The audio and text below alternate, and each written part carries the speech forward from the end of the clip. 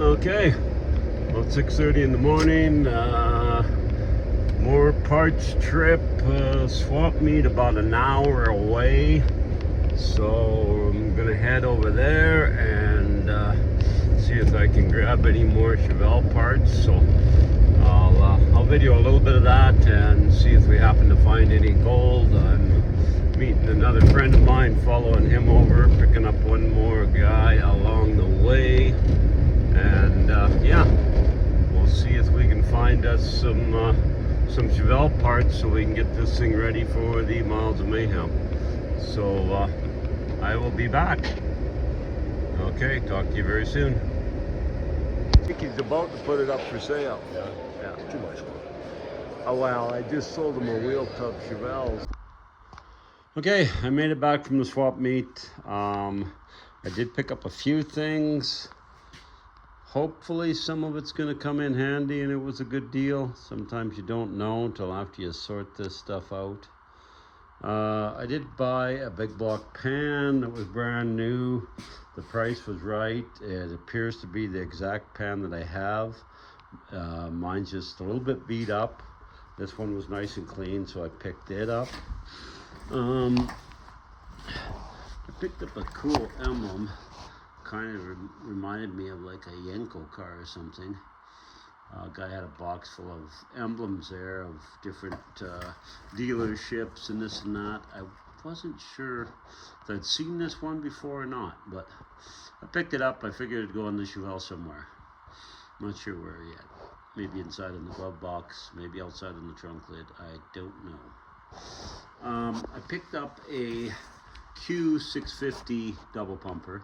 I don't know if any of you guys have used these carbs.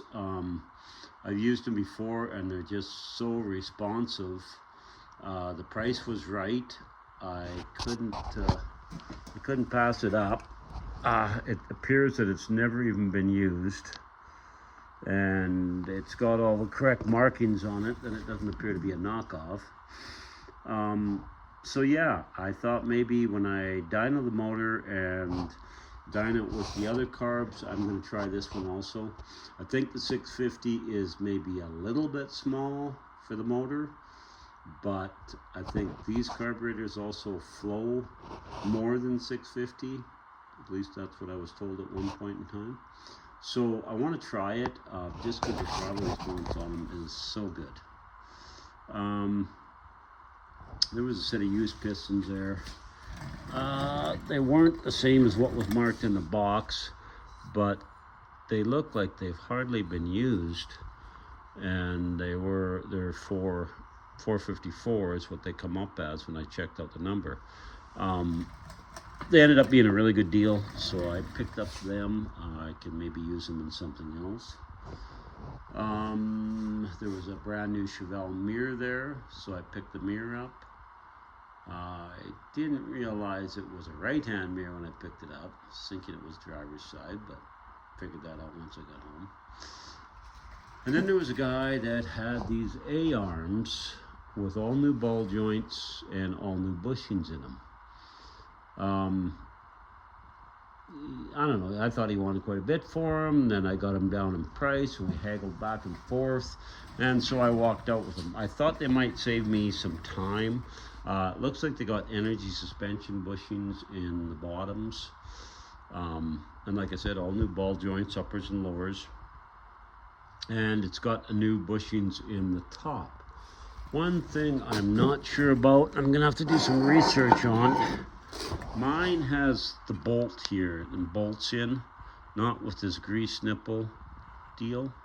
So I don't know if one's better or not better. Everything else seems to be the same up here on them. So I've got to do a little research and see, maybe it was the earlier cars that come with that in the A-bodies. I'm not sure. So hopefully they ended up kind of being a deal and I don't find something on them that isn't usable in my car.